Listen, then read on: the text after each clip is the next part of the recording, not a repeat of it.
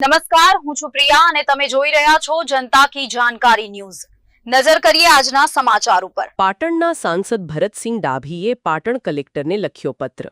આવનાર હિન્દુ તહેવારો જન્માષ્ટમી અને ગણપતિ વિસર્જન સમયે જાહેર સલામતી માટે આગોતરું આયોજન બાબતે લખ્યો પત્ર।